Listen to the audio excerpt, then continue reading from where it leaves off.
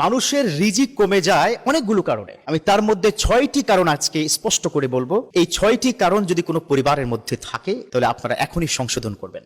আজকে ইনশাআল্লাহ তাআলা কোরআন এবং হাদিসের আলোকে আমি বেশ কয়েকটি বিষয় বলবো, সেখান থেকে হেফাজতে থাকার চেষ্টা করবেন। অবশ্যই আপনার ঘর, আপনার সংসার, আপনার পরিবারে রিজিকের অভাব পড়বে না। 1 নম্বর হচ্ছে, যদি পরিবারের কোনো একজন সদস্য গুনাহতে লিপ্ত থাকে, এমন গুনাহ যেটা হয়তো আপনার সামনে করছে না, এমন গুনাহ যেটা সে গোপনে করছে, বিশেষ করে ইয়াং ছেলে পেলে তারা রাতের অন্ধকারে পর্নোগ্রাফি দেখছে, এই যে কবিরা গুনাহ, গুনাহে কবিরা একটার পর একটা তারা করে যাচ্ছে, এই কারণেই ওই পরিবারের উপরে হঠাৎ করে এত সচ্ছল পরিবার অভাবে পড়ে গেছে।